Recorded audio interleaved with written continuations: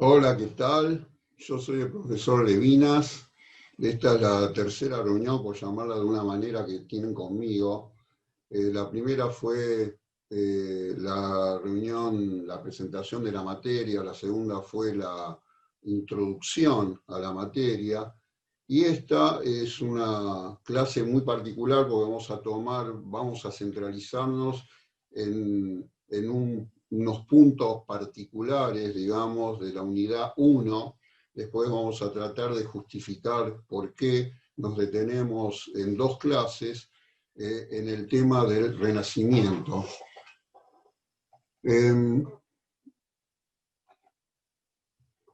Por eso, bueno, esta, como decíamos, pertenece a la unidad 1. La unidad 1 se llama, al igual que la unidad 2, Naturaleza y Sociedad. Esta está más dedicada, digamos, a cuestiones vinculadas desde el punto de vista científico a la astronomía, a la cosmología, a la física. Vamos a ver también, y en particular en estas reuniones, al arte y en general a las técnicas de representación de la realidad. La unidad 2, que tiene el mismo título central, Naturaleza y Sociedad 2, va a estar al cargo, como ustedes saben, del profesor Alberto Ona, que va a hablar acerca básicamente de los temas vinculados con biología. Entonces, esta es la primera clase, es Renacimiento 1, es la primera de dos clases que vamos a dar sobre este tema tan central.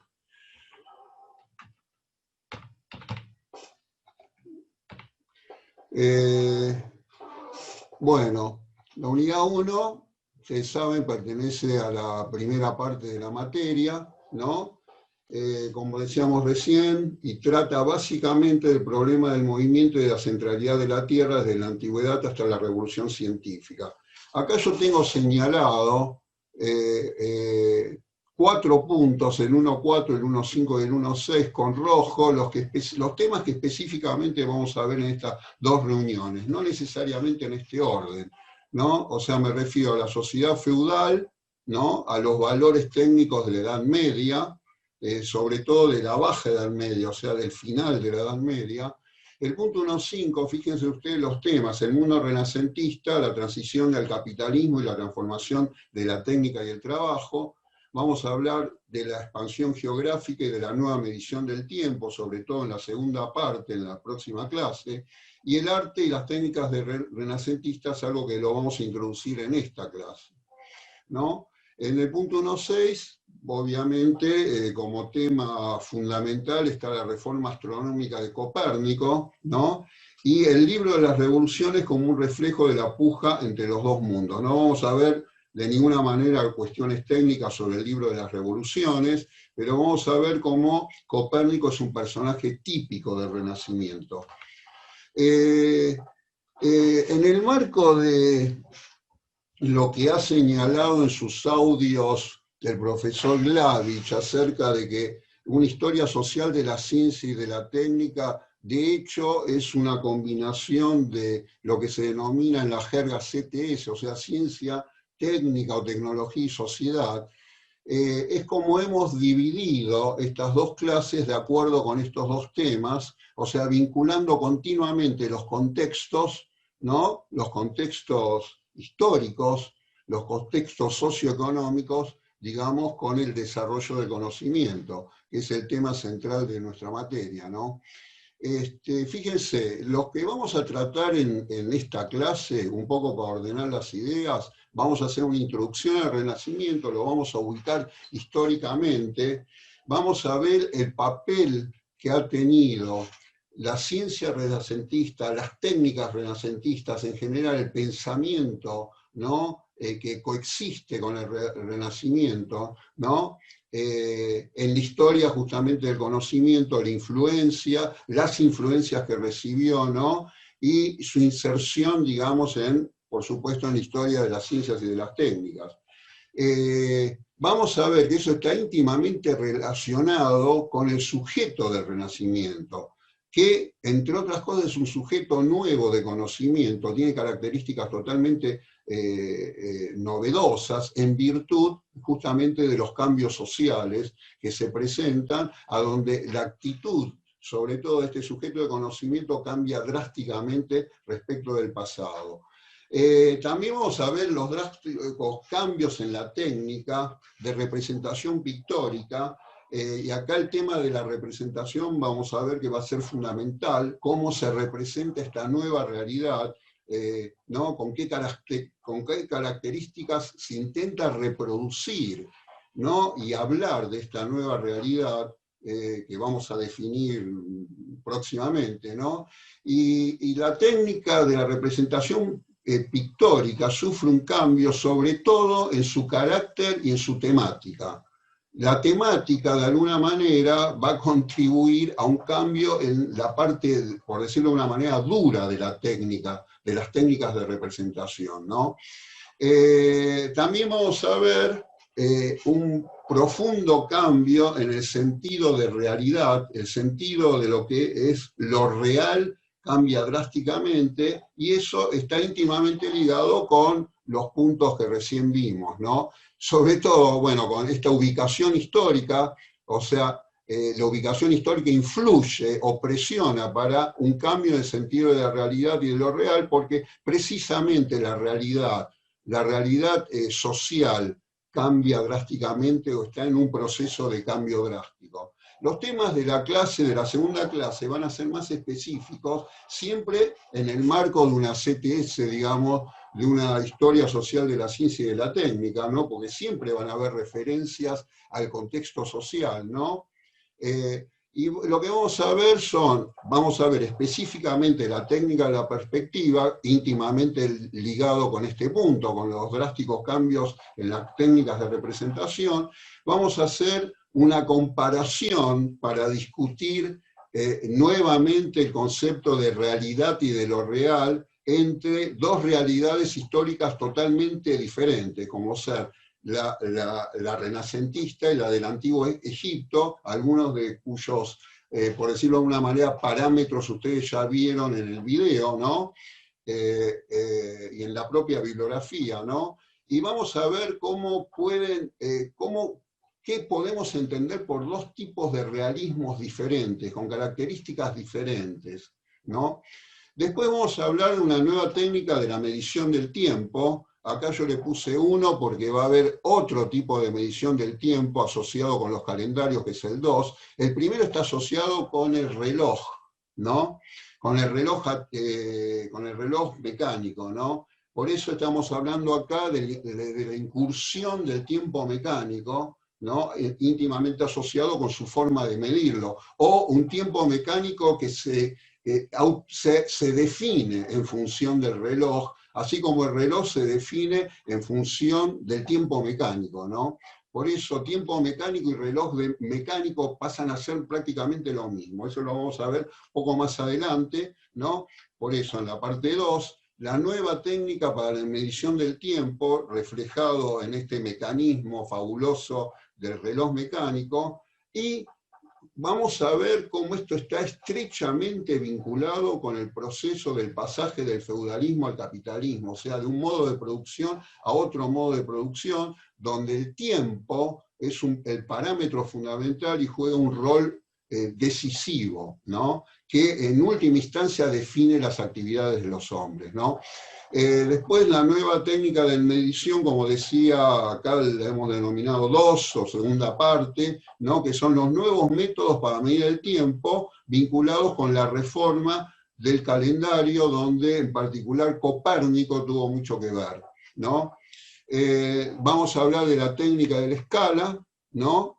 Muy relacionado con la técnica de la perspectiva, lo vamos a ver, y vamos a hablar en relación con la técnica de la escala y las nuevas representaciones, ¿no? De la realidad, de las nuevas técnicas cartográficas, ¿no? De representación de la superficie de la Tierra. Bueno, acá yo presento una línea del tiempo que ya fue subida a nuestro blog, en la parte, por supuesto, de bibliografía, materiales bibliografía. Ustedes van a tener este mismo PDF, ¿no? Es una línea donde nosotros estamos recorriendo toda la historia de la humanidad. Para fijar ideas hemos puesto no solamente acontecimientos político-económicos, sino también algunos acontecimientos o hitos, ¿no?, en el desarrollo técnico y en el desarrollo científico. Acá tenemos, por ejemplo, el Antiguo Egipto, de los cuales ustedes ya han incursionado. Más para allá estaría, digamos, el origen de la agricultura, ¿no? Bueno, en esta zona está la antigua Grecia, ¿no? Acá está Cristo, ¿no? El año 1, ¿no? Que es el nacimiento de Cristo. Acá estaría la caída del Imperio Romano de Occidente. Y fíjense, bueno, así vamos llegando, al año, más o menos, a los años en que se desarrolla el Renacimiento, de lo que más nos interesa. Por eso nosotros hemos ampliado un poco esta línea del tiempo con el periodo que ahora vamos a tratar, ¿no? O sea, fíjense ustedes, acá está señalado el Renacimiento. Vamos a ver que el Renacimiento, sobre todo el Renacimiento italiano, que para algunos es el único renacimiento que verdaderamente existe, lo vamos a ubicar entre el año 1400 y 1550, por eso lo figuramos acá. Acá hay acontecimientos de los cuales vamos a hablar: la caída de Constantinopla a manos de los turcos, el descubrimiento de América. Y fíjense ustedes que acá, un poco antes, ubicamos la peste negra, de la cual habló particularmente el profesor Graefe en su exposición de la introducción, ¿no? Fíjense qué cercano que está el periodo en que nosotros vamos a tomar. Por supuesto, la peste negra perduró durante el Renacimiento, ¿no? No con tanta intensidad como se había dado previamente por ahí. Acá tenemos la Reforma Protestante, todos estos temas de los cuales vamos a hablar y que están íntimamente relacionados, la imprenta. Y fíjense acá está Copérnico, en 1543, proponiendo su sistema heliocéntrico, ¿no? Unos pocos años antes de la culminación del Renacimiento en Italia. Y si quieren, acá, fíjense, en 1633 tenemos el juicio a Galileo, que viene como consecuencia directa en el plano de las ideas, no solamente la astronomía, la cosmología y la física, sino también en el plano de las ideas, en el sentido de quién tiene la autoridad o el papel de la razón como autoridad para decidir acerca de cómo tiene que operar el sujeto de conocimiento. Decíamos que acá lo ubicamos a Galileo, digamos, unos casi 100 años después de la culminación del Renacimiento, como una consecuencia directa, podemos decir, de este proceso renacentista. Acá yo he extraído el mapa conceptual correspondiente a la unidad 1 y la unidad 2, ¿no? Que ustedes también tienen materiales y en bibliografía. Y he señalado con rojo los temas que particularmente vamos a tratar en estas dos reuniones. Fíjense, hay una variedad de temas, ¿no?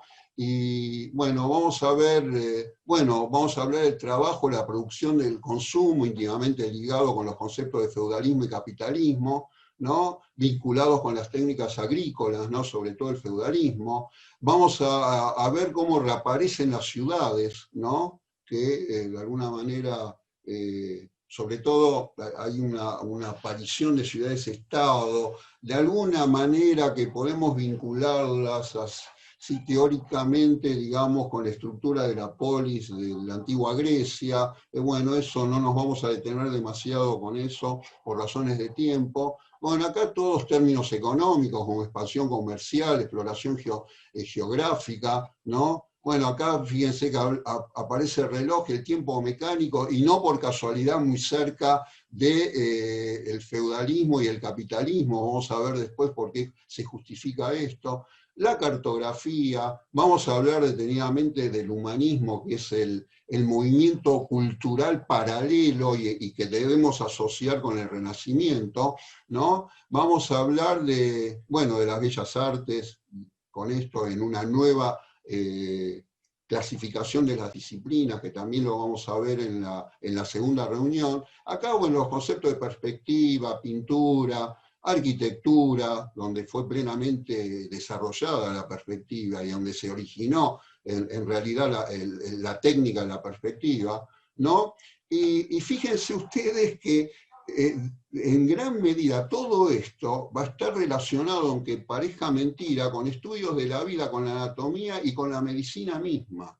Vamos a ver cómo vía, digamos, cuestiones tales como la perspectiva y este nuevo sentido de realidad que hay, este nuevo sentido de realidad asociado con un sentido de lo real y con un sentido que le cabe, digamos, al nuevo tipo de representación de esa realidad. Una nueva realidad requiere técnicas de representación diferentes, ¿no?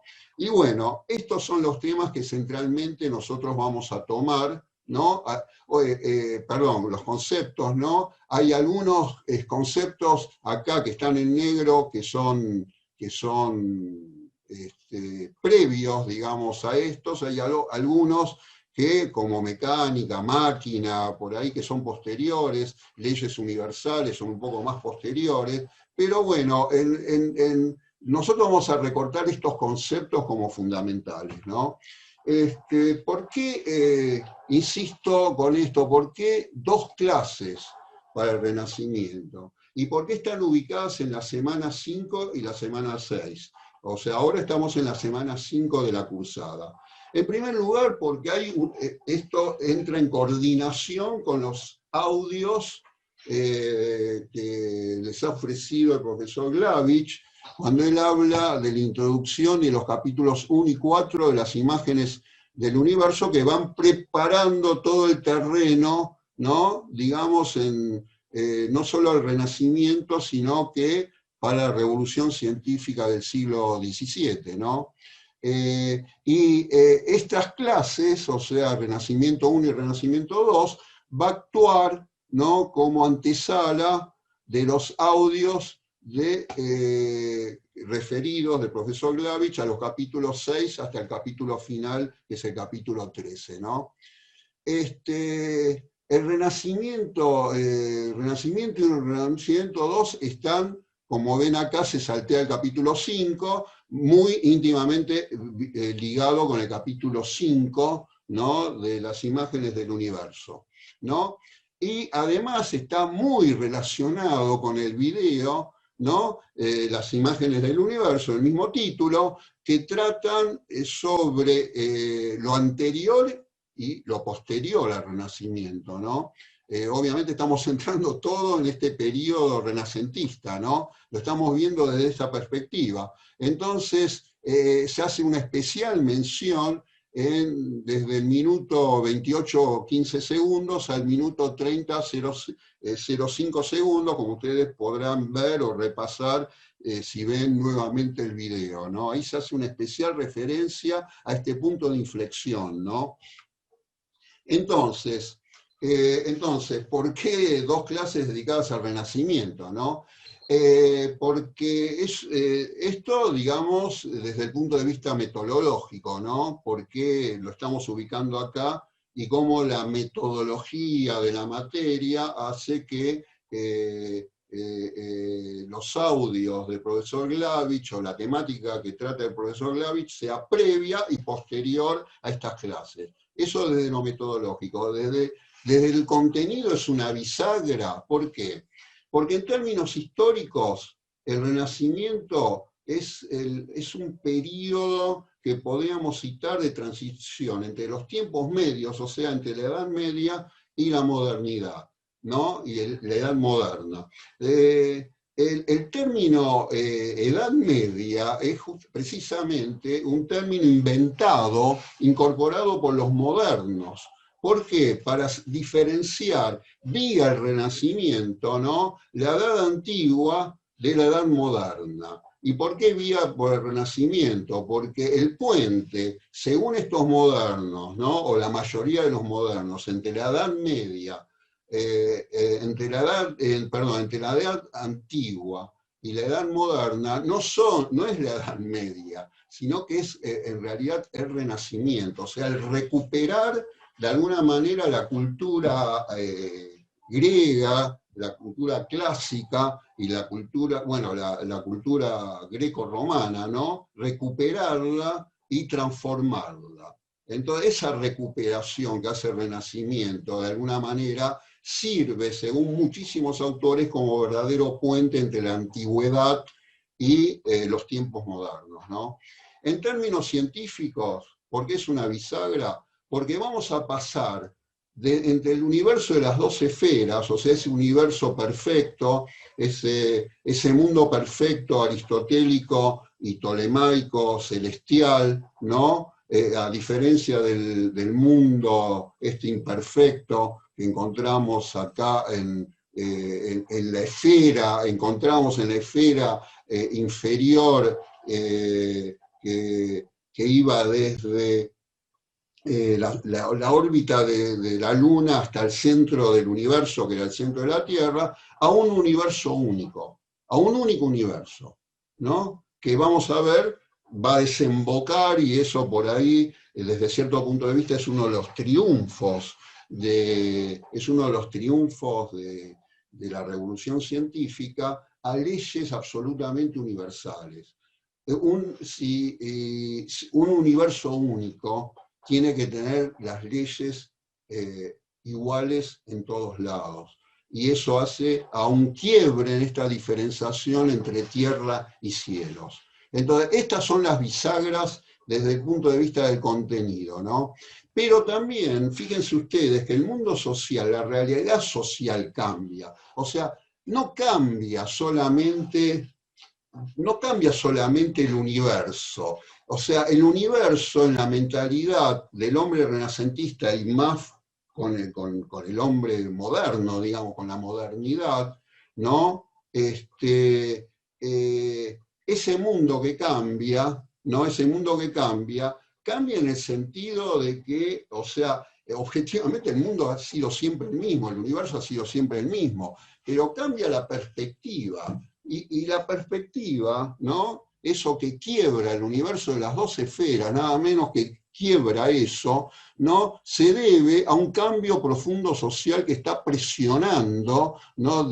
Por diferentes vías a que se rompa ese universo de las dos esferas. O sea, un universo, repito, porque esto es fundamental, perfecto y un universo imperfecto, ¿no? Pero también cambia entonces con esto, o sea, cuando cambia la realidad social, ¿no? Cambia el sentido de realidad natural, por lo que estábamos diciendo recién, ¿no? Esto no es casual, sino que viene presionado, ¿no? El punto de vista viene presionado por el cambio justamente en la realidad social, que cambia casi automáticamente el vínculo con la naturaleza y por lo tanto cambia en el vínculo entre dos cosas, las dos cosas cambian. ¿De acuerdo? Entonces la naturaleza también cambia para el hombre, ¿no? O sea, cambia el sentido de lo que es real, natural, ¿no? De la realidad natural. Y cambia el sentido, como decíamos, de naturaleza. La naturaleza, o sea, esa naturaleza que se puede definir como lo otro de lo social, pero íntimamente ligado a lo social, y lo social ligado a lo natural. El ejemplo más patético, si quieren ustedes, es lo que se ve en el video y lo que se analiza acerca del antiguo Egipto. Cómo lo natural presiona lo social y cómo lo social, o sea, lo natural intangible, lo indómito, ¿no? La posición del sol en un momento del año, los desbordes del Nilo, etcétera, presionan sobre lo social, sobre el orden social, y cómo lo social, ¿no? Presiona a su vez por la caracterización que el hombre hace de su propia naturaleza, ¿no? Y entonces los objetos de estudio, que es lo que interesa al conocimiento, ¿no? De la naturaleza, cambian porque cambian las atenciones y los intereses. y las intenciones, como ponemos acá. En la sociedad, para decirlo ya categóricamente, en la sociedad capitalista los intereses son diferentes y los intereses están ligados con el conocimiento y con la obtención de determinados resultados, por ejemplo, técnicos, ¿no? Y eso implica otras atenciones, ¿de acuerdo? Y también, cuando cambia el mundo social, cambia la caracterización del hombre. Y esto es un punto fundamental que se da en el Renacimiento, de una manera categórica, ¿no? El hombre es el centro del problema. Y por eso decíamos que el humanismo, donde podemos incorporar un sinnúmero de autores con puntos de vista diferentes, ¿no? Pero todos tratando a los problemas desde el punto de vista, ¿no? del hombre, ¿de acuerdo? De lo que es el hombre, el nuevo hombre renacentista, respecto sobre todo del hombre o de los personajes del feudalismo, ¿no? De esas sociedades cerradas, ¿no? De este hombre ciudadano, como decíamos recién, con la reaparición de las urbes, ¿no? Y el humanismo, como decimos acá, es el movimiento cultural paralelo. Entonces tenemos una nueva realidad, ¿no? Un nuevo sentido de realidad, una nueva representación de la realidad y un nuevo realismo, un nuevo sentido de lo que es real y lo que el hombre piensa que es real, ¿de acuerdo? Y cuando hablamos de realidad, claramente no hablamos de realidad natural ni de realidad social, hablamos de un todo que interactúa y que se va, fogoneando, digamos, que se va concretando a partir de esa nueva realidad social que cambia la perspectiva de la naturaleza y hace que la naturaleza misma influya de una manera diferente a como influía antes sobre lo social. Entonces, el capítulo 5 se llama Un cambio de marco, pero podríamos haberle puesto un subtítulo tranquilamente que dijese: la representación del viejo universo u orden, ¿no?, sucumbe ante una nueva realidad social. La representación, que es el tema del Renacimiento, la representación. Y recordemos que representar es uno quiere representar la realidad, pero si cambia la representación es porque cambió esa realidad y viceversa. ¿Cuáles son los elementos del capítulo ¿no? En los cuales nosotros los vamos a ver más específicamente en algunos puntos, ¿no? Para que de alguna manera esclarecer, ¿no? Más puntualmente cómo se da del cambio de marco, ¿no? Fíjense, hay un cambio en los modos de producción, en las formas de consumo, en lo que se consume y en la distribución de la riqueza. Eso implica nuevas formas de vida y implica a su vez renovaciones técnicas e importantes invenciones, ¿no? Y cambia, lo reiteramos una vez más, el carácter, ¿no? El carácter del conocimiento y la posesión del conocimiento. ¿Quién es el poseedor del conocimiento? Un poco ustedes más adelante lo van a ver en los capítulos siguientes, que va a exponer el profesor Glavich, como la posesión del conocimiento, que en este momento histórico está básicamente en poder de la Iglesia de Roma, poco a poco se va trasladando hacia estas nuevas figuras que son los científicos, ¿no? Los pensadores, los nuevos filósofos, etcétera, que van a ser los que van a tener autoridad sobre el conocimiento, ¿de acuerdo? Ahí el papel de la razón es fundamental, o sea, el papel que se le da a la razón, que es algo que justamente se viene definiendo en el contexto de este periodo renacentista. Segundo, los cambios en la medición y la definición del tiempo, ya eso lo habíamos anticipado, es la sincronización del tiempo, o sea, el tiempo va a estar sincronizado en todos los lugares, ¿no? Va a haber una especie de tiempo universal, ¿no? Y el tiempo va a pasar a ser el parámetro fundamental, ¿no? Que va a ser común tanto a los procesos sociales como a los fenómenos naturales. Eso es interesante porque tanto los procesos sociales como los fenómenos naturales, esto es trascendental, ¿no? Se van a medir con el mismo tiempo.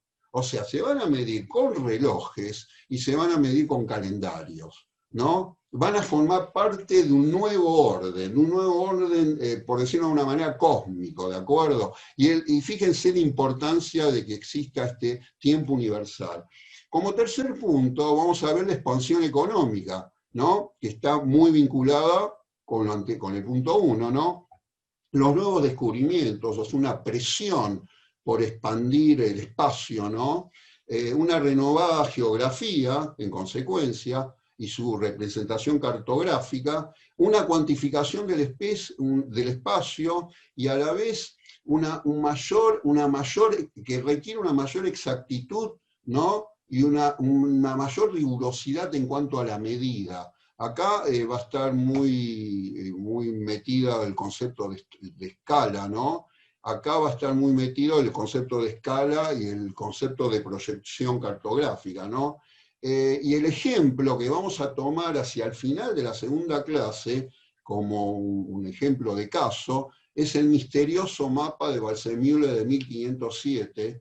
Vamos a ver por qué es misterioso y por qué es absolutamente representativo del Renacimiento, absolutamente representativo. 1507 más o menos cuando está un poco promediando el Renacimiento, ¿no? Eso lo vamos a ver en la clase, como dice acá, Renacimiento 2, ¿no? Otro punto, bueno, la reforma astronómica, ¿no?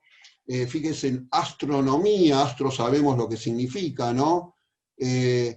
Nomía viene de medición, ¿no? Medición, ¿no? Vinculado con lo anterior, fíjense, con el tema este de exactitud en el cálculo y la medida, ¿no? La astronomía está íntimamente ligada con la cartografía, ¿no? Con el relevamiento de la superficie de la Tierra, que se hace mucho en función de un relevamiento paralelo de la estructura del espacio, ¿no? En particular de la bóveda celeste, ¿no?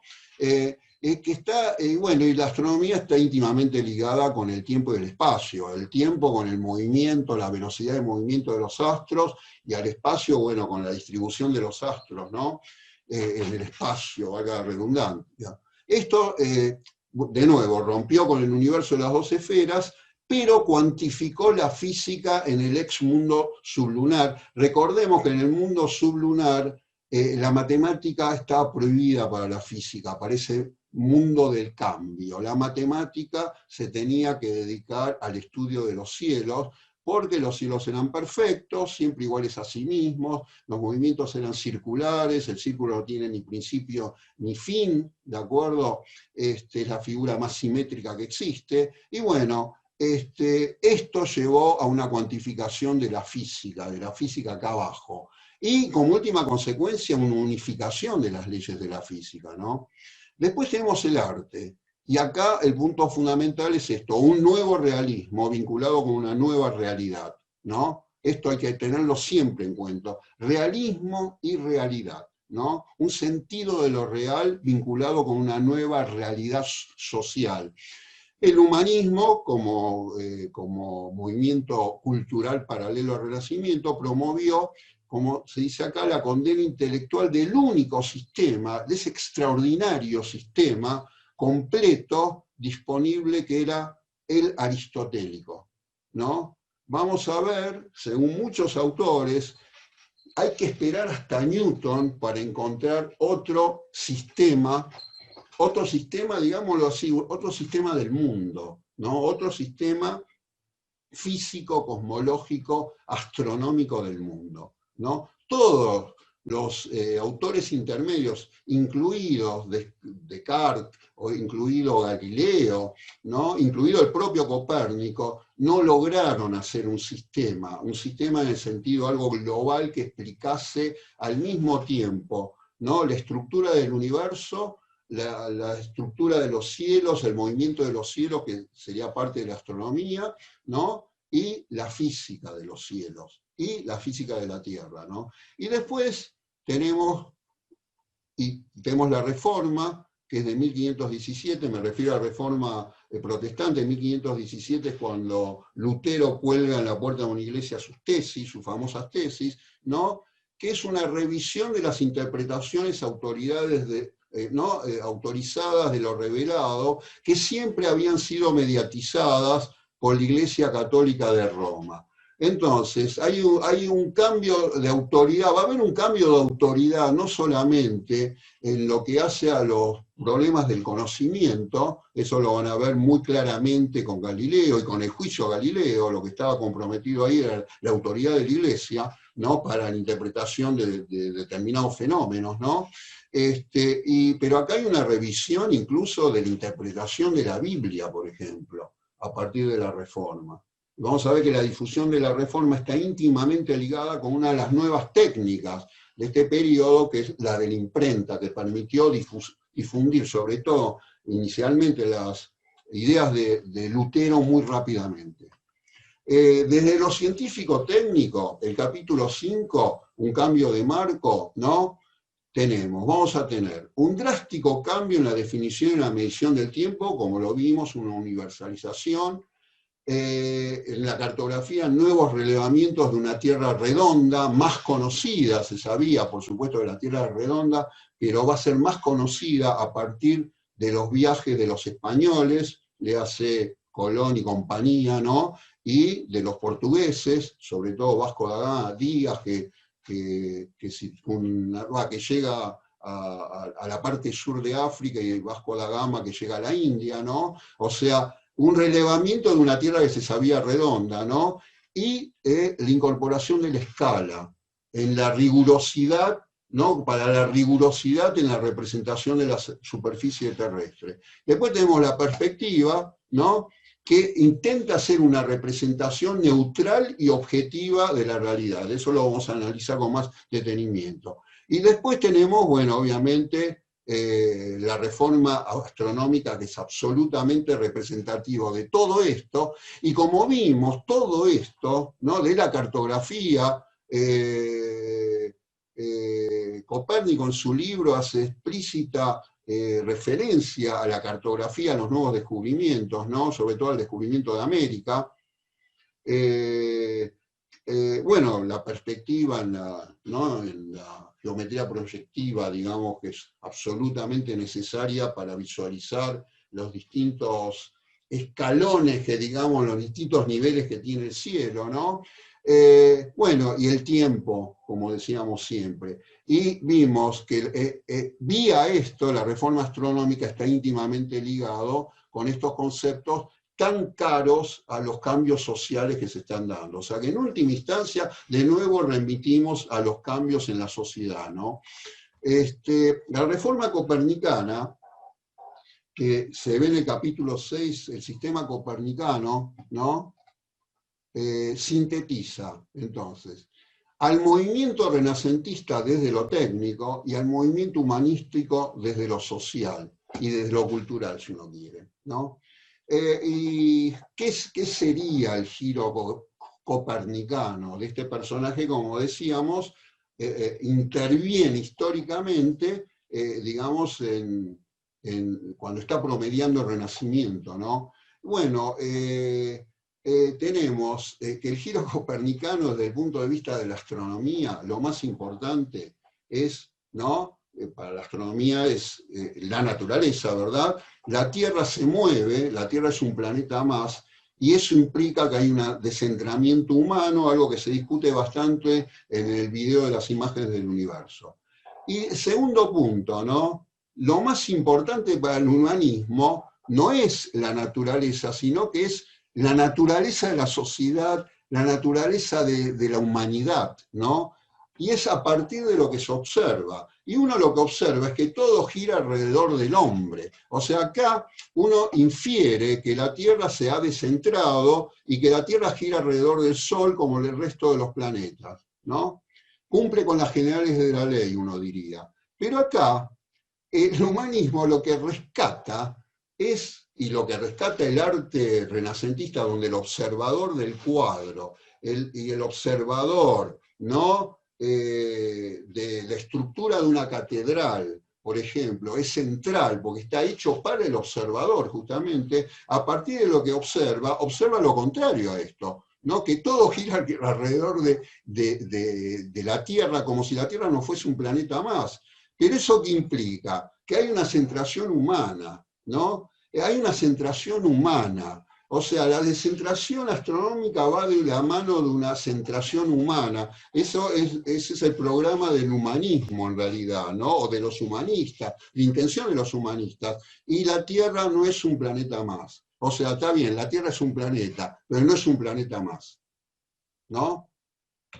Entonces tenemos un nuevo cosmos, que recuerden ustedes que para los griegos cosmos venía del término orden, ¿no? Del orden de los ejércitos, de la danza, el propio orden de la polis, de la parte ordenada del cosmos. El cosmos ya es un orden, o sea, está montado sobre un orden, o sea, todos desde los griegos se entiende que el cosmos tiene que tener determinado orden y que eso hace factible su conocimiento, y que ese orden de alguna manera es permanente, de forma tal que ese orden puede ser analizado de una manera estable, al modo que la matemática estudia sus objetos de estudio, porque son estables, ¿no? Porque todas las consideraciones, enunciados que podemos hacer en la matemática, en la geometría, más propiamente dicho, valen siempre, ¿no? Entonces, un nuevo cosmos, que es lo que tenemos ahora, implica un nuevo orden en los cielos.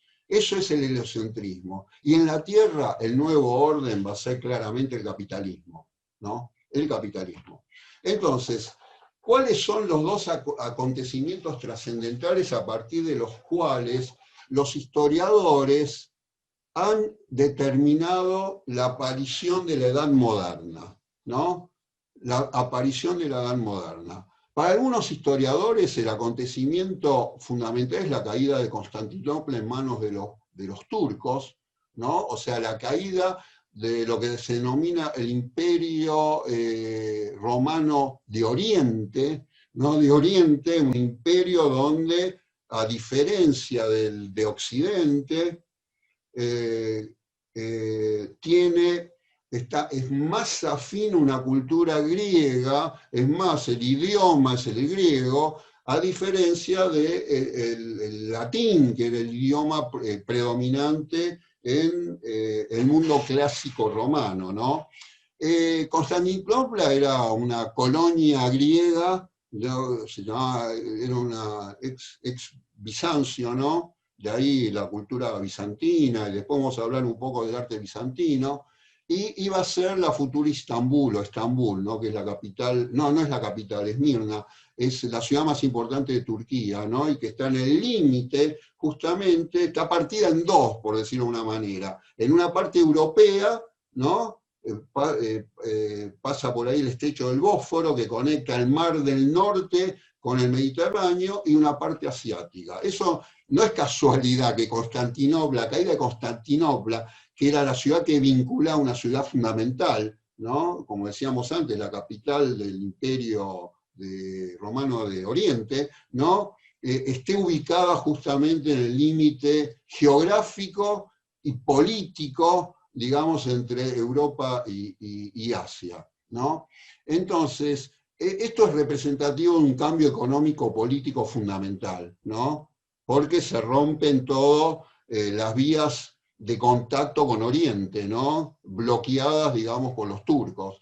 Pero para otros es el descubrimiento de América, que está dirigido a la otra parte de la Tierra, de esta Tierra redonda, hacia Occidente, digamos, ¿no? El problema está dirigido hacia Occidente. Es posterior, es de 1492, ¿no? Y es representativo de la ciencia y de la técnica renacentista, el descubrimiento de América. Lo vamos a ver a partir de ese mapa. Vamos a ver cómo en ese mapa, que lo vamos a ver, repito, hacia final de la reunión, de la segunda reunión, ¿no? Para el Renacimiento, vamos a ver cómo el descubrimiento de América y la representación de América, pues siempre estamos hablando de representaciones, es absolutamente consecuente y representativa del movimiento renacentista. Ahora, fíjense en las fechas. Las dos fechas, como vamos a ver un poco más específicamente después, corresponden al periodo renacentista, ¿no? Y decíamos que son lo que darían lugar al comienzo de los tiempos modernos, para algunos autores o para otros. Hay menos de 50 años de diferencia, ¿no? Renacimiento y ciencia. Bueno, como decíamos antes, el movimiento renacentista, en realidad, propiamente dicho, tenemos que ubicarlo en Italia. En el norte, surge en el norte de Italia, en Florencia, ¿no? Allá por el año 1400, y culmina en el año 1000, más o menos, 1550 en Roma, ¿no? Por supuesto, con el personaje más representativo de finales del Renacimiento, que es Miguel Ángel, ¿no? Bueno, existe una profunda transformación socioeconómica, eso ya lo estuvimos anticipando, y una transición entre dos mundos, entre el mundo medieval, ¿no? Y el mundo moderno, entre unas sociedades basadas en el feudalismo, en el sistema de producción feudal, y sociedades basadas en el comercio y una producción industrial, ¿no? El primero artesanal, bueno, eso no vamos a detenernos demasiado en eso, pero es una transición entre dos mundos en ese sentido, o sea, como decimos acá, socioeconómica. Y hay una pugna claramente entre antiguas ideas que intentan perdurar, por eso renacimiento, el renacer de viejas ideas, y todos los autores renacentistas van a tratar de rescatar algunas de esas y otras las van a innovar, porque no es simplemente un redescubrimiento de los griegos, sobre todo de los griegos, ¿no? Del pensamiento griego. Es un redescubrimiento, ¿no? creativo y crítico, ¿no? Que hay, o sea, hay nuevos puntos de vista que intentan imponerse. Fíjense ustedes que muchas de las categorías que empleaban los griegos para caracterizar la realidad son recuperadas en un nuevo mundo, ¿no? Pero obviamente, dado que es un nuevo mundo, tienen que ser adaptadas y algunas son eliminadas, ¿no? Algunas son directamente eliminadas, luego de ser discutidas, ¿no? Luego de ser discutidas.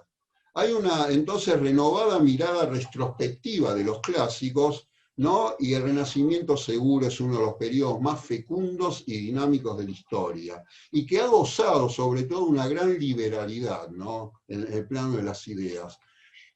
Volvamos en el tiempo, ¿no? Entonces volvamos en el tiempo. Ahora se entiende un poco mejor por qué hacemos un recorte en nuestra línea del tiempo de todos estos puntos, ¿no? Acá tenemos el Renacimiento, fíjense, la caída de Constantinopla, el descubrimiento de América, fíjense ambos procesos que se dan en el Renacimiento, ¿no?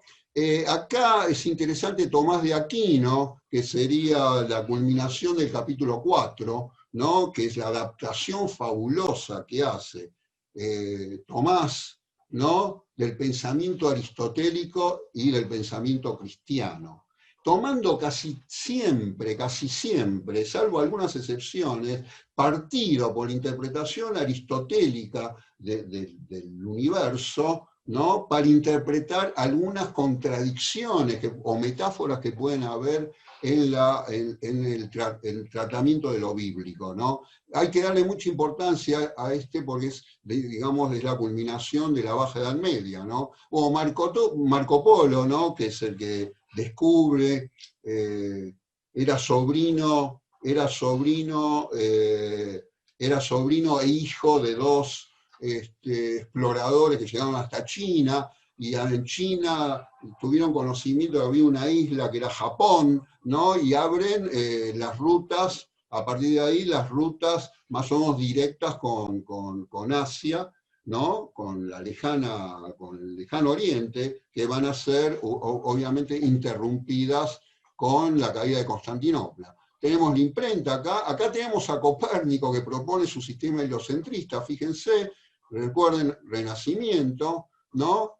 Y la Reforma Protestante. Y acá previamente algo que ustedes ya conocen, ya deben ser expertos en el tema este de la peste negra.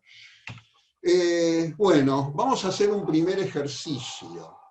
Vamos a hacer un primer ejercicio para introducir, como decíamos antes, el tema de la representación pictórica. En la reunión siguiente nos vamos a dedicar mucho más a todo esto, más específicamente y desde un punto de vista más de vinculación, ¿no?, de las nuevas técnicas de representación con el elemento social, una vez que estudiemos previamente las transformaciones sociales.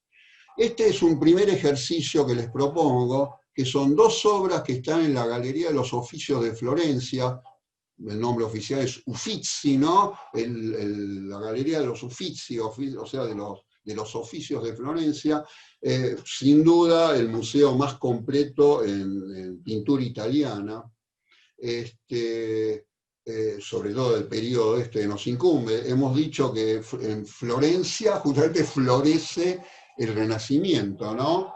Luego se traslada a Roma, ¿no? Y yo como primer ejercicio les quería proponer lo siguiente, y ahora les propongo también que hagan una pausa en la grabación, ¿no? Y les pregunto lo siguiente, tenemos estas dos representaciones. La primera pregunta es, ¿cómo llamarían ustedes estas obras? ¿No? ¿Y cuál suponen ustedes que es anterior? Si esta es anterior a esta o esta es anterior a esta. Esta es una forma excelente de introducir la nueva temática renacentista. Entonces yo les pido ahora que hagan un alto, y que piensen estas dos preguntas, ¿no?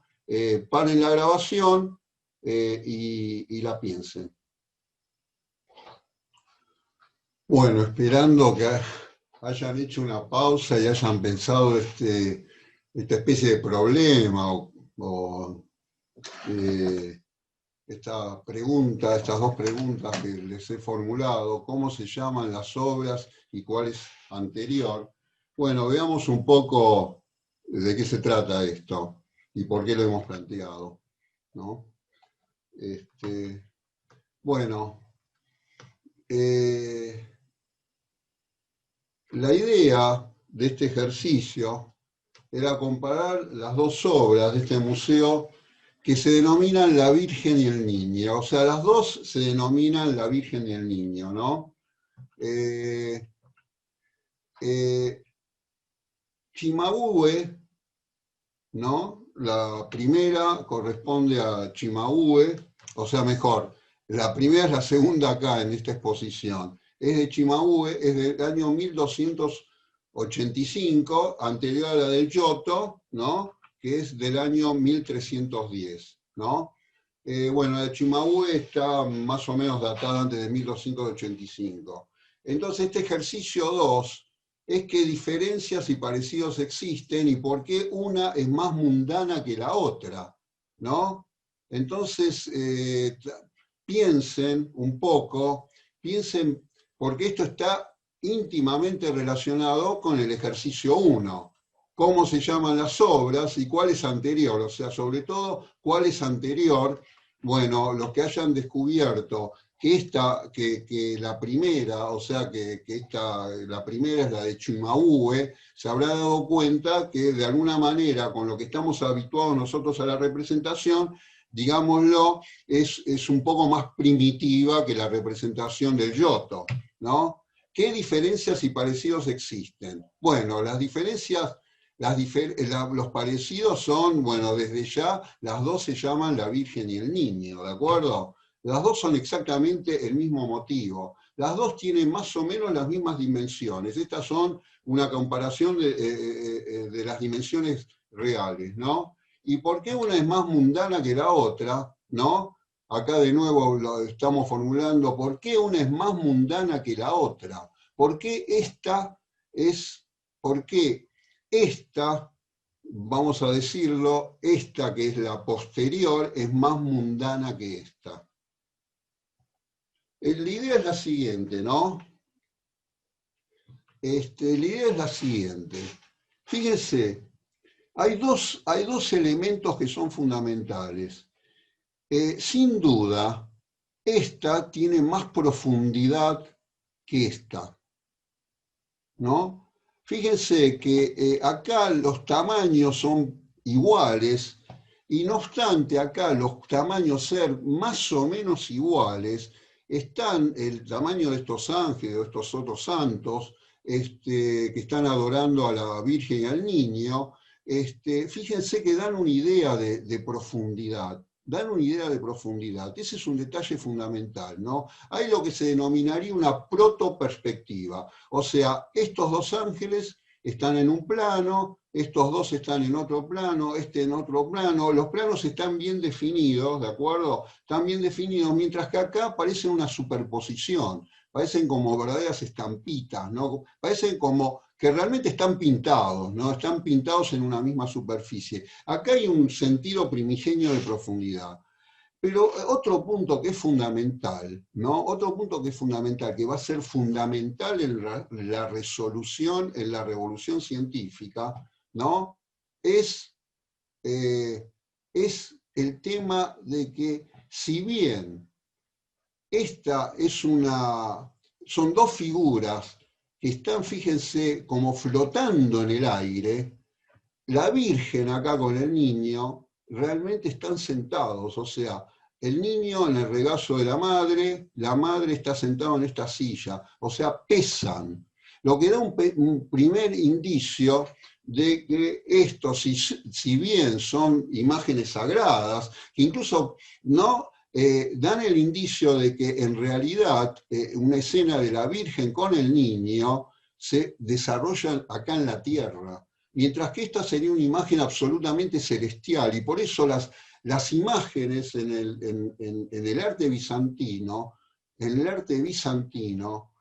no flotaban, digamos, no estaban en el contexto de un lugar a donde pudiesen estar sentadas o ubicadas que no fuesen en algo más bien celestial. Entonces acá hay dos elementos, un poco la profundidad, la incorporación, algo que estaba prácticamente omitido, ¿no? en el arte bizantino, que es el previo, en este sentido, al arte renacentista, el tema de la profundidad y el tema del peso. Los cuerpos pesan, los cuerpos son mundanos, ¿no?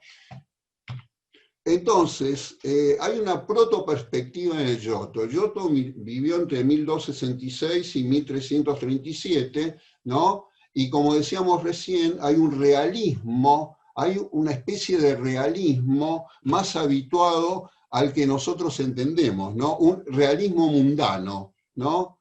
Hay una interpretación y ¿cómo se diría? Sí, una representación, digamos, de lo real, ¿no? Más mundana, más acorde con lo que nosotros ahora veríamos, ¿no? En el arte bizantino, fíjense que esto es previo, digamos, al Renacimiento italiano, el arte bizantino no habían volúmenes ni siquiera en la cara, la parte más representativa y culminante del arte bizantino es la mezquita de Santa Sofía, eso es notable, ¿no? Es la mezquita de Santa Sofía porque en esa mezquita, cuando lo tomaron los turcos, hicieron, dejaron en el interior, digamos, en principio lo que era una iglesia, que era Santa Sofía, y por eso es conocida como ahora como la mezquita de Santa Sofía. Por supuesto, ahora los turcos son musulmanes, ¿no? No son cristianos, y quedó eso, pero lo interesante es por qué culmina en Santa Sofía. En Santa Sofía en particular hay una figura de Cristo extraordinaria, en una cúpula que es totalmente plana, absolutamente plana, ¿no? Y todas las figuras son absolutamente planas, sin perspectiva, ¿no? Y muy parecidas, digamos, a este tipo de representación, no solamente de la profundidad, sino de las caras, a donde acá también uno puede ver una cierta insinuación en una especie de profundidad de la cara. Después vamos a ver que eso está muy relacionado con una técnica diferente a la perspectiva que se llama claro-oscuro, ¿no? Y En el arte bizantino las figuras no pesan. Cristo ahí y las demás figuras que están en Santa Sofía no pesan, ¿no? Es más, están literalmente en el aire, ¿no? Pues están en la cúpula. En cambio, la Virgen y el niño del Giotto pesan, son mundanos. Este es un elemento fundamental que de alguna manera está rompiendo, de alguna manera, muy indirectamente está rompiendo con esa desestructuración del universo, ¿no? En dos partes, ¿no? Esa división del universo en dos secciones, donde incluso escenas mundanas como la Virgen con el niño se representaban de una manera celestial, ¿no? Ahora, un ejercicio 3, y les pido también que hagan un alto acá, ¿no?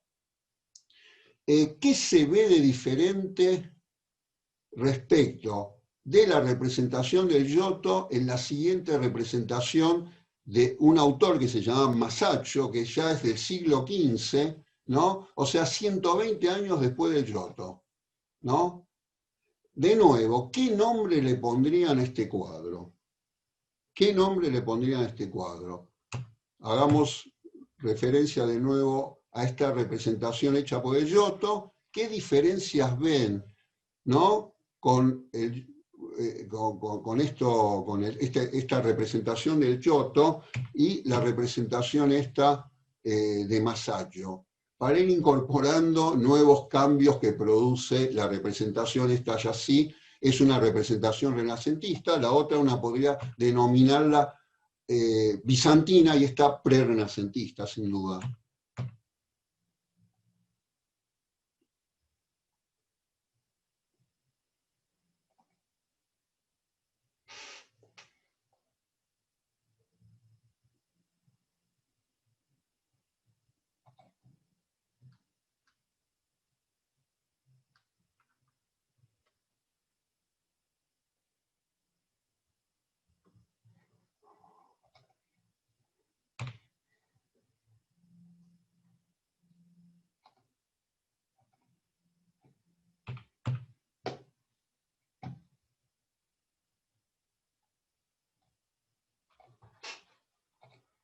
Bueno, este cuadro se denomina San Pedro, bueno,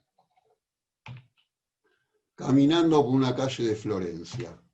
San Pedro caminando por una calle de Florencia. Acá hay nuevos elementos, ¿no? Es absolutamente mundano.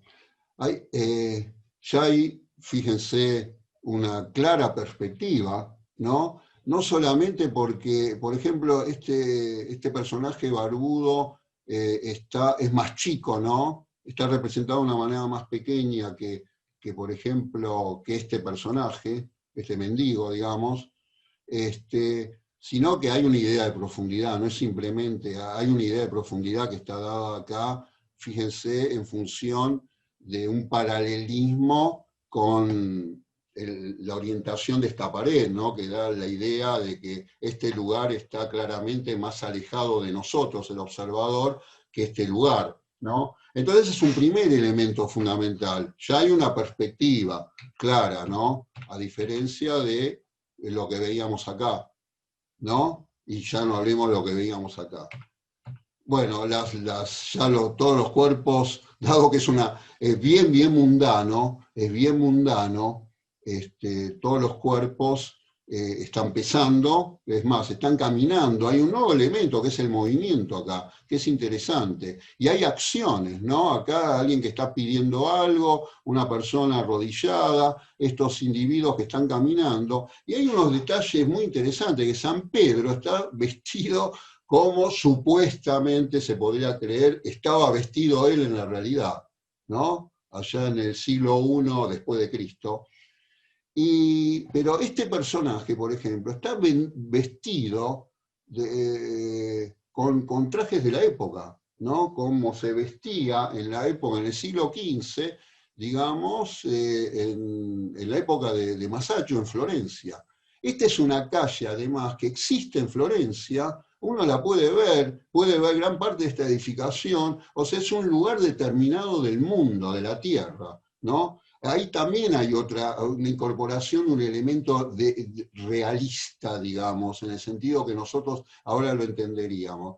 Y acá hay algo, si bien hay una mayor elegancia en la representación del espacio, sin embargo, fíjense que hay un anacronismo total, ¿no? Hay un anacronismo total, no solamente en las vestimentas de San Pedro y de este personaje florentino y de los mendigos, sino que hay un anacronismo total en el sentido de que hay 15 siglos de diferencia, ¿no? Entonces, esta es una licencia que el hombre renacentista comienza a hacer para hacer una representación más acabada, más exacta, más precisa y más real, digamos, de las distancias al observador, de los tamaños respecto del observador, lo que estamos denominando como perspectiva, pero totalmente anacrónica y totalmente, si se quiere, falsa en cuanto a la coordinación de los personajes y de la representación. Acá hay una representación de 2 escenas. Florencia no existía en la época de San Pedro,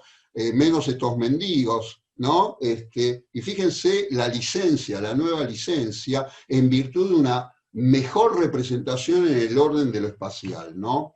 Entonces, el nombre, decíamos, San Pedro caminando por una calle de Florencia. Ya el título es totalmente absurdo, ¿no? Es más que absurdo, anacrónico. Y las preguntas es, ¿hay verdaderamente un mayor realismo tal cual lo entendemos? ¿O el anacronismo rompe con esa posibilidad de realismo? Porque por lo menos en esta escena, fuese mundana o fuese celestial, estos personajes coexistían, ¿no? Estos 2 personajes coexistían, la madre y el niño.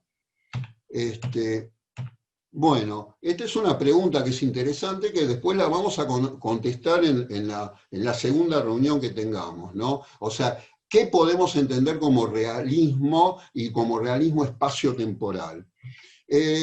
Entonces, acá como primera tesis, digamos que o como tesis englobadora de lo que después vamos a ver más detenidamente, que hace a estos elementos representativos de la nueva representación de la realidad, habida cuenta de que la realidad es totalmente diferente, ¿no? Esta tesis es la que aparentemente podría englobar, que podríamos enunciar y englobando, digamos, todo lo que estamos diciendo. La jerarquía de los valores se dio en favor de una jerarquía en un sistema de magnitudes.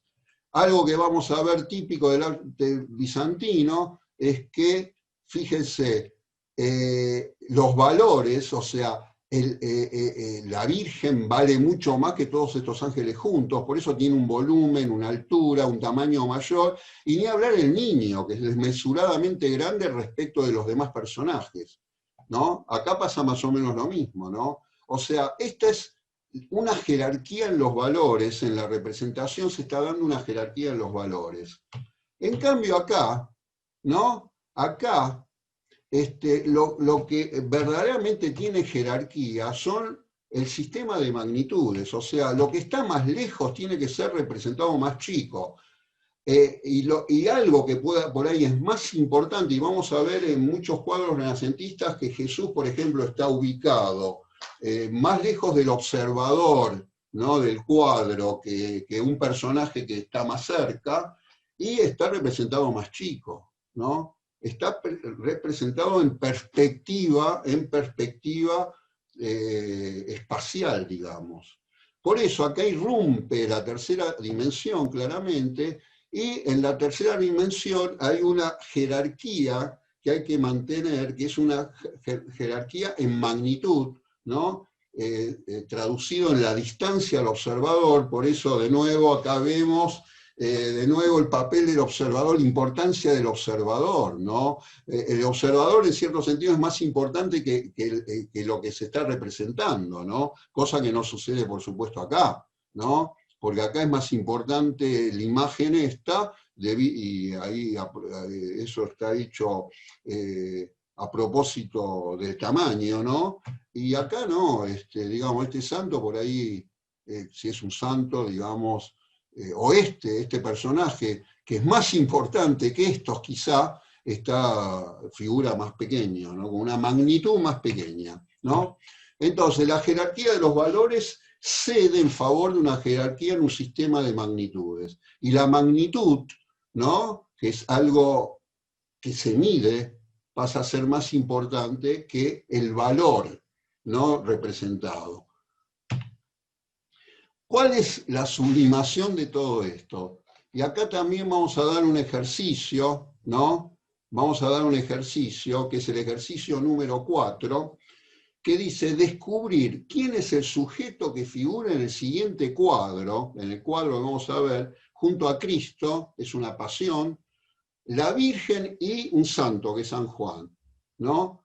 Se llama La Piedad, es de un autor, Roger van der Weyden, ¿no? Hay 4 versiones idénticas, la mejor versión está en el Museo del Prado de Madrid, ¿no? Entonces, de nuevo, ¿quién es el sujeto que figura en el siguiente cuadro junto a Cristo? Este sujeto, la Virgen, ¿no? Y San Juan, fíjese que la Virgen está vestida medio como una monja, acá hay ya un anacronismo, ¿no? En esto que se ha dado el titular, La Piedad de Roger van der Weyden, ¿de acuerdo?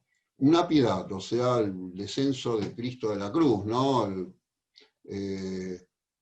Entonces, hagamos un alto de nuevo, paren la grabación y traten de intuir quién es este personaje, quién puede ser ese personaje, ¿no? ¿Quién puede ser ese personaje?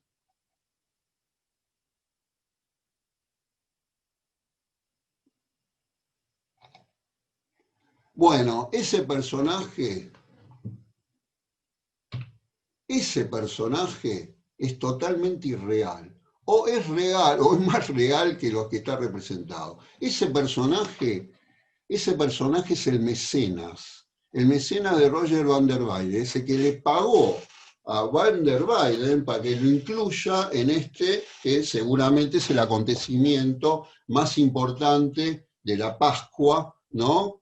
Cristiana, que es el acontecimiento más importante del cristianismo, que es la muerte de Cristo, ¿de acuerdo? Y algunas horas después, el hecho de que va a resucitar y va a ascender a los cielos. Este personaje que está rezando con las ropas de su época, no solamente es el mecenas, es el que pagó y pidió, ¿no? Ser incorporado, o mejor dicho, exigió ser incorporado como un fiel, ¿no? Como un fiel creyente en el tema este de la pasión, sino que hay 2 detalles, ¿no? El primer detalle es que es más grande que el resto de las figuras, ¿no? Es más grande que el resto de las figuras, porque de acuerdo con nosotros, uno podría entender que el alejamiento está así. Fíjense que la cruz está inclinada y este personaje está más cerca nuestro del observador que el otro, ¿no? El observador, recuerden, es siempre el centro, ¿no? ¿No? Al modo del humanismo, ¿no? Recuerden ustedes que la astronomía descentra, pero el humanismo nos vuelve a centrar, ¿no? Porque los movimientos son respecto de nosotros y las visiones son respecto del sujeto que observa y que conoce. Pero hay un detalle que es mucho más importante y que es el papel ahora del mecenas, íntimamente ligado con la falta de anonimato en la creación de los cuadros. En el arte bizantino, el grueso de las representaciones son anónimas. Es más, no solamente son anónimas, sino que las produjeron varias personas seguramente, ¿no? Acá, lo más interesante es que este personaje es la condición de posibilidad del cuadro. Sin él, el cuadro no se hubiese realizado, ¿no? O sea, es lo más importante en cierto sentido del cuadro, ese que puso el dinero, digamos, el que contribuyó para que Roger van der Weyden hiciese esta fabulosa pasión, ¿no? Tan delicada, es extraordinaria. Fíjense cómo está caído Cristo, ¿no? El gesto de la monja, que es la Virgen María en realidad, ¿no? Bueno, el anacronismo de las figuras, ¿no? De la Virgen y de este personaje. Entonces, como decimos acá, es nada menos que lo que hace posible el cuadro, ¿no? Y de nuevo, la jerarquía de los valores cede en favor de una jerarquía en un sistema de magnitudes. A mí haceme más grande, y para hacerme más grande, yo te pago, haceme más cerca, obviamente, respetar las magnitudes. Eso es fundamental. Y es fundamental el terrible anacronismo, y el anacronismo arbitrario que hay acá, totalmente arbitrario, ¿no? Que hay acá, ¿no? A donde este personaje se da el lujo de ser representado nada menos que al lado de Cristo muerto, digamos, y de la Virgen María y de San Juan, ¿no? Entonces, fíjense, con todo esto se abordó o reabordó de una manera distinta la naturaleza en el Renacimiento, se reelaboró su representación, ¿no? Por lo que estamos diciendo, no solamente de la naturaleza, sino de los sujetos, incluso de los sujetos celestiales, ¿no? Y se planteó la conquista del espacio. Entonces, acá el tema de la representación del espacio es central. Pero fíjese que está muy ligado con situaciones sociales, ¿no? Y religiosas. Entonces, otro ejercicio, el ejercicio número 5. ¿Qué novedades hay y cómo se vislumbra? ¿No? Esto de que se abordó o se reabordó de una manera distinta la naturaleza y, ¿no? Y cómo se reelaboró su representación en las siguientes figuras, ¿no? O sea, la pregunta es, ¿qué novedad hay y cómo se vislumbran A y B en las siguientes figuras? Repetimos, A es un abordaje o diferente o un reabordaje de una manera diferente, digamos, de la naturaleza, y cómo se reelabora la representación, ¿no? La representación de la naturaleza. Acá hay un detalle que también es fundamental. Fíjense, hay un paisaje, ¿no? Ya no es el paisaje ciudadano de San Pedro caminando por una calle de Florencia, es un paisaje natural con su respectiva perspectiva, ¿de acuerdo? O sea, y además es un paisaje que no tiene nada que ver con el paisaje propio de Jerusalén, digamos, del Gólgota, que es donde fue, ¿cómo se dice?, crucificado Cristo, ¿no? También es local al mecenas, ¿no? Bueno, en estas figuras, ¿qué pasa? ¿Qué novedades hay? ¿Cómo se vislumbra en las siguientes figuras?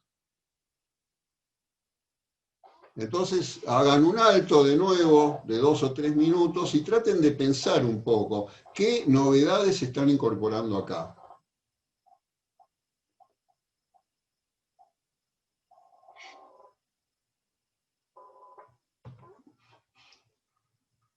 Bueno, estos dibujos están en un libro que se llama De Humani Corporis Fabrica, que traducido en latín sería sobre la estructura del cuerpo humano. Fíjense, corporis fabrica, ¿no? De estructura del cuerpo humano, estructura con fábrica, ¿no? Cuerpo humano, ¿no? Corporis, humano, humani, ¿no? Y es del año 1543, del mismo año en que se publican las revoluciones de Copérnico, el mismo año en que Copérnico muere, ¿no? Porque Copérnico muere en el mismo momento en que se publica su famoso libro de las revoluciones, de las órbitas celestes. Fíjense qué casualidad, Vesalio publica esto, ¿no? Que es más o menos un tratado de anatomía, ¿no?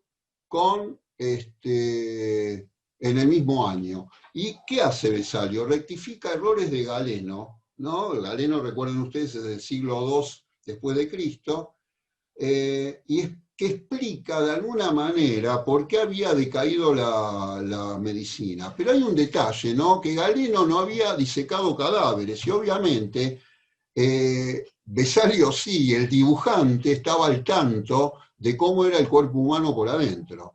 No solamente en su estructura ósea, sino en su estructura semi-exterior, ¿no? O exterior al óseo, que es en la musculatura, ¿de acuerdo? Fíjense, ¿no? Entonces, ¿cuál es la importancia de todo esto, ¿no? ¿Cuál es la verdadera innovación? La verdadera innovación es que se hace un tratado de anatomía con figuras, o sea, la figura a veces es más ilustrativa que el propio contenido del tratado, la propia descripción que hace el tratado, ¿no? Entonces, estas 300 ilustraciones que algunos le atribuyen a un discípulo de Tiziano, ya, ¿no? A un discípulo de Tiziano, fíjense ustedes que Tiziano, el más importante de los representantes de la escuela veneciana de arte, ¿no?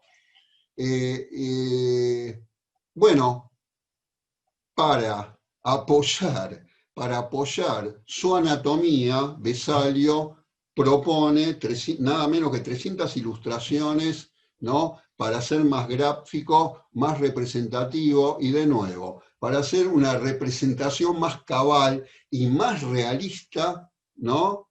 Del objeto bajo estudio. Pero además, hay, al igual que en el cuadro de Roger van der Weyden, hay un paisaje en el fondo, un paisaje que que puede ser reconocido, ¿no? Ahí en el norte de Italia. Este también está en un paisaje. Fíjense que es interesante que estas figuras le pongan un paisaje en el fondo, que es de alguna manera para reforzar la perspectiva, para dar algo comparado, ¿no? Respecto de distancias y de tamaños. Fíjense que es como que cobran más vida, estas cobran incluso movimiento, con un fondo que no sea un fondo liso, sino que sea un fondo real, digamos, ¿no? Entonces, Vesalio, justamente, el gran anatomista, ¿no? Apoya su texto con 300 ilustraciones que hacen un uso de la perspectiva, ¿no? Y un uso incluso ya de una perspectiva paisajística, ¿no?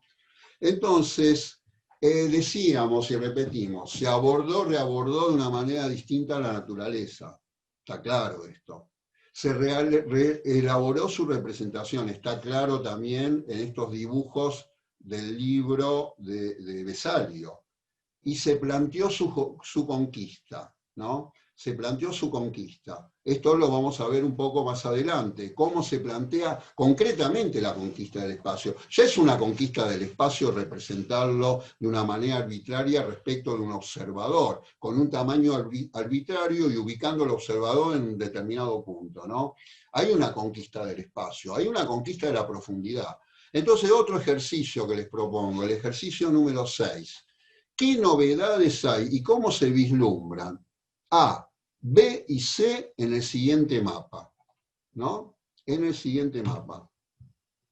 Este es el famoso mapa de 1507, el misterioso mapa cuyos 3 o 4 enigmas centrales no han sido todavía dilucidados, ¿no? Pero este es un mapa de 1507, lo vamos a analizar después, vamos a analizar esos misterios, ¿no? Esos enigmas, mejor dicho. Este es el primer mapa que hace un relevamiento de toda la Tierra, ¿no? Tiene una forma codiforme, o sea, de corazón, ¿no? De corazón, y fíjense ustedes, acá figura claramente América, la primera vez que figura América. Y acá dice América, ¿no? La primera vez que figura el nombre América. Y fíjense de qué manera está bien representada acá, en estos dos hemisferios, ¿no?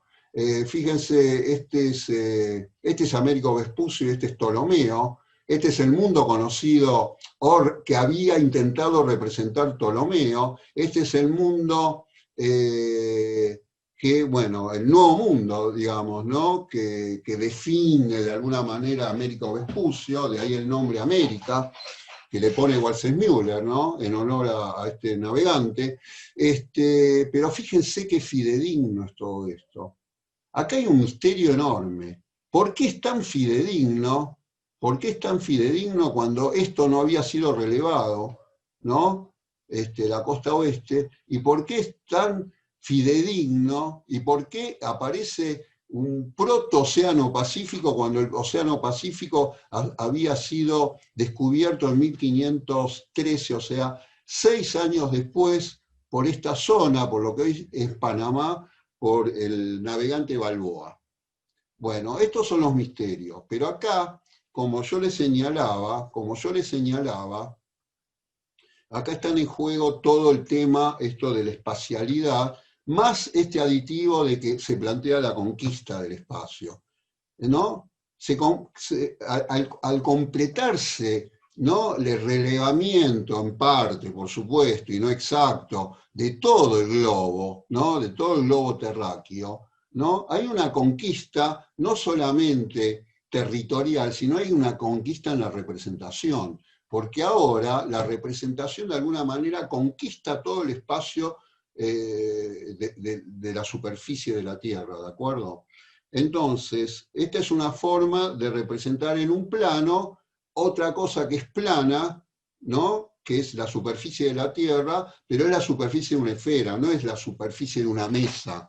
Y ahí, bueno, la nueva conquista implica también no solamente el uso de la escala, sino el uso de técnicas de proyección, ¿no?, que es otro aporte que va dando paulatinamente el Renacimiento también. Siempre vinculado con la representación de la nueva realidad, ¿de acuerdo? Acá hay una nueva realidad, violentamente una nueva realidad, nada menos que América, ¿no?, la cuarta parte, como la llamaban, el nuevo mundo, como lo llama Américo Vespucio, ¿de acuerdo? Que releva, como decíamos, todo el globo terráqueo, ¿no?, toda la superficie de la Tierra. Bueno, entonces, fíjense, vamos a hacer de nuevo una reunión de los ejemplos de Vesalio más Waldseemüller.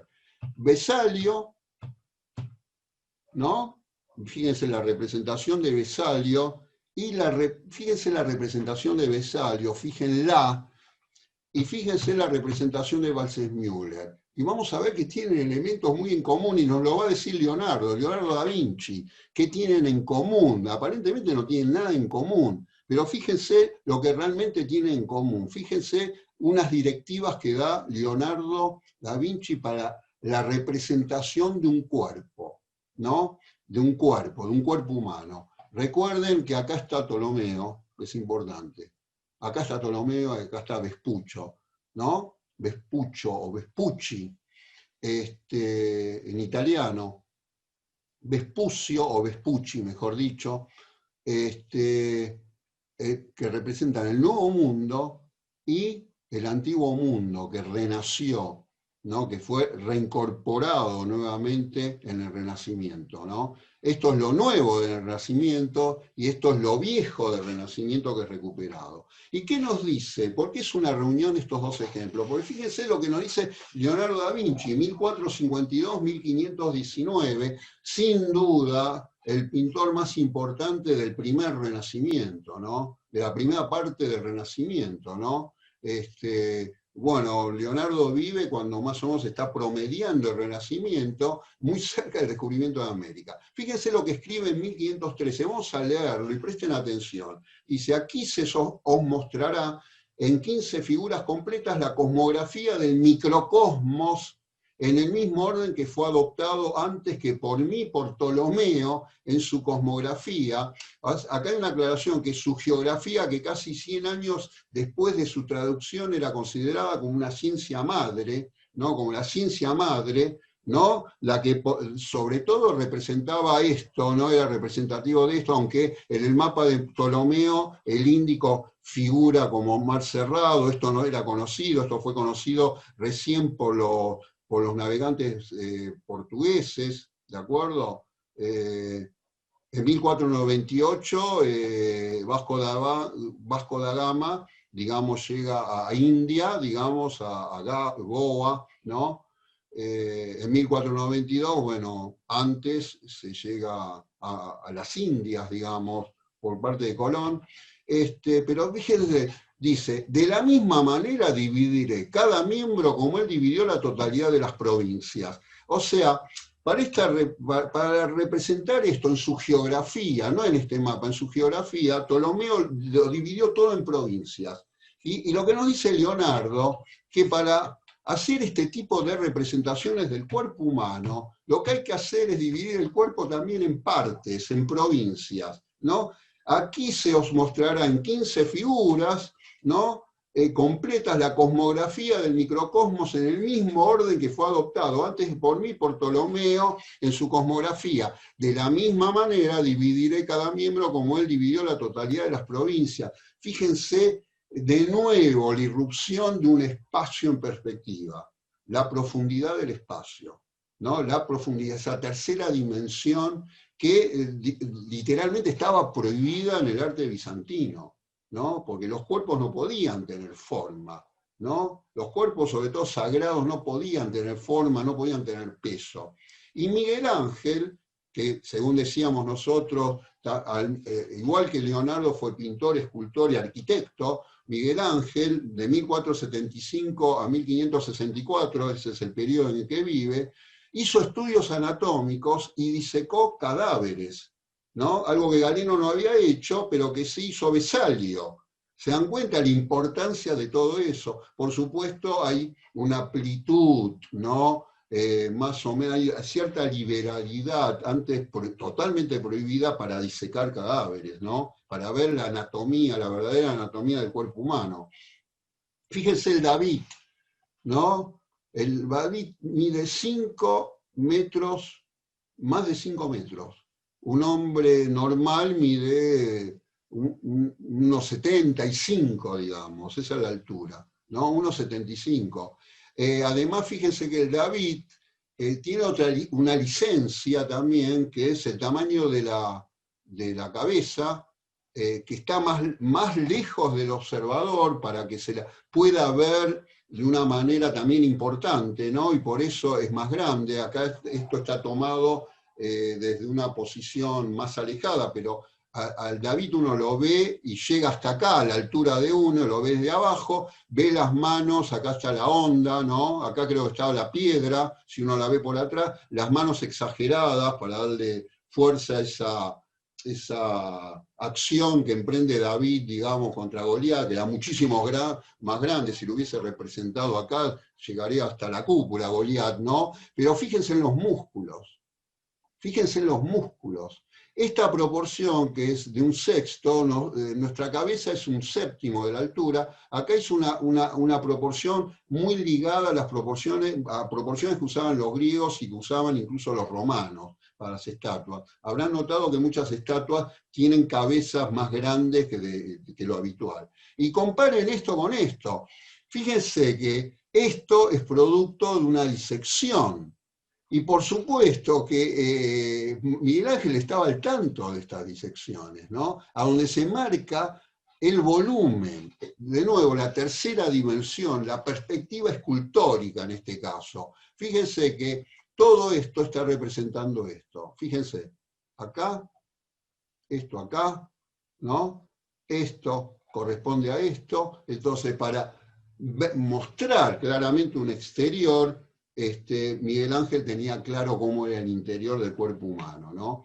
Y acá tenemos, de alguna manera, sublimación de todo esto, donde, bueno, fíjense esta representación sí es bidimensional, a diferencia de esta, que es una escultura, es tridimensional, pero acá se hace uso de la perspectiva. Fíjense que está representado prácticamente lo mismo, ¿no? Prácticamente lo mismo, ¿no? Y fíjense que Dios tiene músculos también. O sea, el realismo en la figura de Dios llega a tal punto a donde se sacrifica lo celestial de Dios en función de esa importancia de las magnitudes en lugar de la importancia pasada que tenían los valores. Acá Dios sigue las generales de la ley, fíjense la perspectiva que hay acá, los ángeles están atrás, ¿no?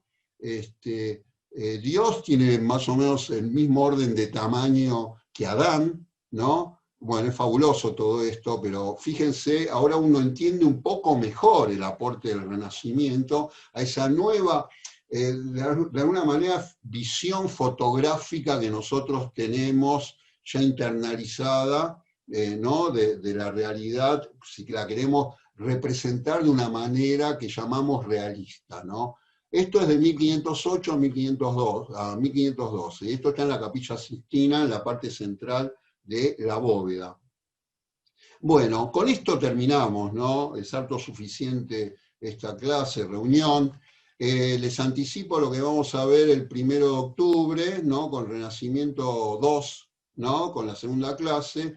Y les repito que lo que vamos a ver ahí ya más específicamente es la técnica de la perspectiva, una comparación del arte renacentista con el del antiguo Egipto, dos realismos diferentes. Vamos a comparar lo real, o lo que era considerado real, o la realidad socioeconómica de Egipto con la realidad socioeconómica del renacentista, para entender un poco mejor por qué las representaciones son tan diferentes, ¿no? De los hombres, de las actividades de los hombres, de los paisajes, etc.